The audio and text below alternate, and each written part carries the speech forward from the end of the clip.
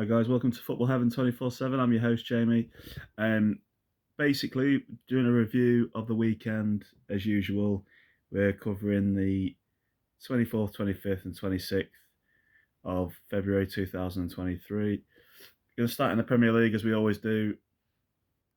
Going into the game at the start of the weekend, Fulham were playing against Wolves. Fulham were lying in sixth, having beaten Brighton in their previous game, and Wolves were on a good run too. But the game finished 1-1 in the end. Early goal from Sarabia on the 23rd minute, but Solomon equalised, scoring his third consecutive goal in his third consecutive game for Fulham to make the score finish 1-1 in that game. So Fulham stayed in sixth position after that. Wolves advanced by one more position in the league. Going into all the games, there's two massive games at the weekend for both of the top two. Arsenal were away at Leicester City, and they won thanks to a goal through Martinelli to win 1-0 away at Leicester City. And Manchester City made easy work of Bournemouth away from home, winning 4-1. Goals from Alvarez, Haaland, Foden, and an own goal from Chris Mepham. A consolation goal from Lerma for Bournemouth in that game. So that's how that game ended. Because of those results, Arsenal are still 2 points ahead of Manchester City in second, and also have a game in hand, in which they play Everton this Wednesday coming up. If they win that game in hand, which most people would predict, in fact, I'll make a prediction on it now. I'll say 3-0 to Arsenal. Then Arsenal go 5 points ahead of Manchester City, having played the same amount of games. I feel that Arsenal are making a really good go of it. I feel that they could really, really have a good chance of winning the title.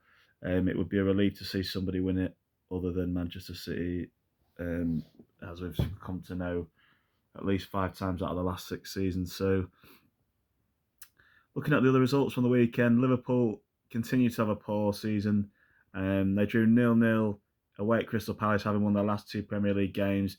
But as we know, they got absolutely hammered, having gone 2-0 up at home after 15 minutes to Real Madrid in the week, losing 5-2. Liverpool on a bit of I would say it's like a rebuild season for them. They're going to have to bring in some new players next season, especially in the midfield areas and defensive areas, as they're looking a bit ropey compared to their usual standards that they've set over the last 4 seasons. So, yeah, not great for Liverpool. 0-0 at Crystal Palace. Everton lost 2-0 in a game against Everton. Goals from Ollie Watkins and Buendia gave Aston Villa a 2-0 victory, and that keeps Aston Villa still in 11th place in the league, but closer to the likes of Chelsea, who today Chelsea lost 2-0 at Tottenham on the Sunday. Goals from Oliver Skip. Oliver Skip's first goal for Tottenham, and a goal from Harry Kane 8 minutes before the end of the game. Give them that 2-0 win against Chelsea. Leeds, crucial game at the start of the weekend. Leeds and Southampton were both in the relegation zone, but Leeds ended up winning that crucial game 1-0 thanks to a goal from Junior Firpo, the Brazilian left back for them. So that gave them that win. I went to watch Forest at West Ham with one of my good friends. Got me a ticket there. Really good bloke. They were getting absolutely battered in the first half. Absolutely battered, but they managed to hold out Forest at least till the 70th minute. A lot of the fans around me were saying, "No, this is Moyes' last 45 minutes as a Premier League manager." There was a lot of cynical chat and stuff. And then, would you believe it? Within 2 minutes, West Ham were 2-0 up. Two goals. The first two goals for Danny Ings after coming in the January transfer window from Aston Villa put West Ham 2-0 up. And then, literally 5 minutes later, Declan Rice scored a third goal, an absolute worldie from about 22 yards out. And Antonio got a goal against his old club to make it 4-0 to West Ham. So West Ham's biggest win of the season so far. Took them out of the relegation zone up to 16th place. Forest stayed where they were in the league line, staying in 13th. So Forest are still 4 points from the relegation zone. But reason I've got this shirt on today, massive game. Manchester United are favourites against Newcastle. It's the League Cup final, or the Carabao Cup as it's called now. My prediction is for Rashford to score in the game and for Newcastle to lose to Manchester United 3-1 today. So that's my prediction. Other people might not agree with that. The game is literally about to start in 20 minutes' time. So obviously I'll do a review of that on Monday, also with my predictions for the fixtures ahead. But yeah, so I'm going to go with Man United to win 3-1. The table in the Premier League, as I said earlier, Arsenal are still top by 2 points over Manchester City in second. Manchester United lying third, not playing this weekend apart from obviously in the Premier League anyway, but playing in the League Cup final. And Tottenham are now only 4 points behind Manchester United in fourth, having won 2-0 today against Chelsea at home. So leading goal scorers, Haaland is still top by 9 goals with 27 goals, and Kane is in second with now 18 goals, having scored against Chelsea today.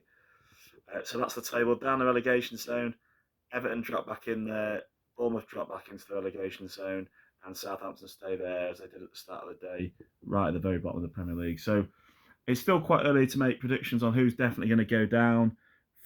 It looks like Southampton are possibly certainties with a 5-point gap to safety, or I would say a 6-point gap if you count goal difference. Everton and Bournemouth, anyone's guess. Literally, a win can take them both out again of the relegation zone. So we'll see where we are at the end of it all. That's the current state of affairs in the Premier League right now. Jumping into the Championship, Burnley and Sheffield United still occupy the top 2 places. Burnley are now a crazy amount of points, well, even more crazy amount of points away. They literally are, let me work it out, 19 points clear of third place of the playoff areas. So Burnley look like they're destined, like they have been for months now, to go up as champions, back into the Premier League, having got relegated last season, under the great stewardship of the former Manchester City players, Vincent Kompany. Sheffield United also got a much needed win to keep them in second place, because there was a point where it was looking a little bit ropey for for Sheffield United, as Middlesbrough are on such good form. But Middlesbrough got beaten by West Bromwich Albion away 2-0. 2 goals from Dowdike gave them a 2-0 win. So yeah, so that's what's going on at the moment in the top half of the table. Luton won 1-0 away to Birmingham. That pushed them back into the playoff areas. Bristol City continue their recent upturn in form. They won 1-0 at home to Hull. A penalty from Naki Wells. Burnley, as I say, they cemented their top spot by winning 4-0 against relegation-threatened Huddersfield Town. Goals from Barnes, Roberts, Brownhill and Obafemi on loan from Manchester City gave them a much-needed 4-0 win, which still keeps Huddersfield in trouble. Huddersfield are now 4 points from safety. If you count in goal difference, you're looking at 5 points. Coventry City, in the early kick-off in the Championship, they won 2-1 against Sunderland, which was a good result for them, Sunderland having been on a decent run themselves. Sunderland are still just outside the playoffs, 3 places outside. Norwich City continued their upturn in form again after a really poor few games before that. They've won 2-0 at home against another relegation-threatened team. Cardiff City are just above the relegation zone.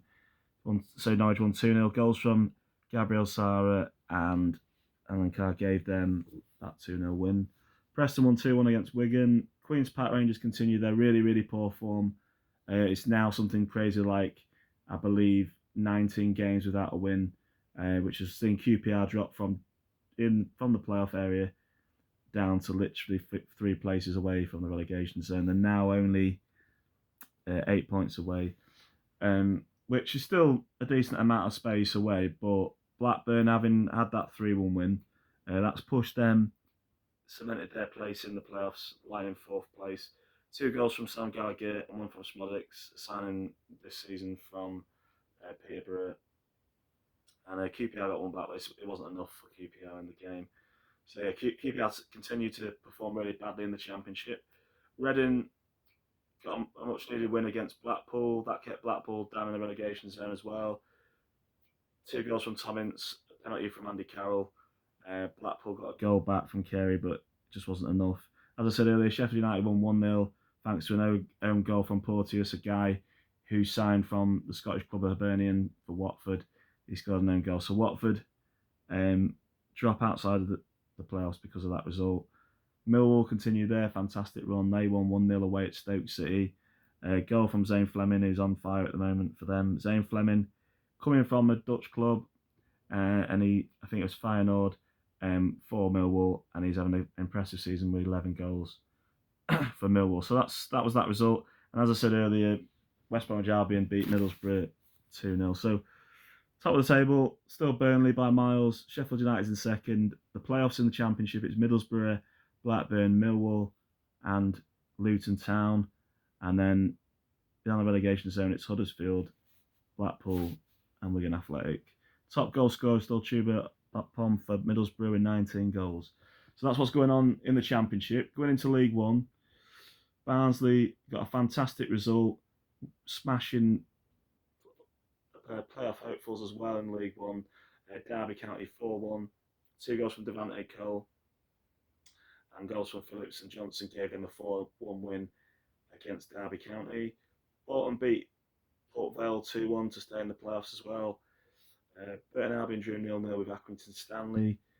Sheffield Wednesday got a fantastic result away at Charlton, winning 1-0, and that allowed them to stay top of the league by 3 points over Plymouth, who lost their game 5-2 away at Peterborough United, and that put Peterborough United within, well, a little bit closer to the playoffs, but still a little bit away. He was 6 points away. Exeter won 2-0 against Cambridge. They're having a good season after promotion. Fleetwood beat Morecambe 1-0. Forest Green drew 1-0 with Lincoln City. MK Dons lost 1-0 at home to Ipswich Town. That keeps Ipswich Town also in the cemented in the playoff places.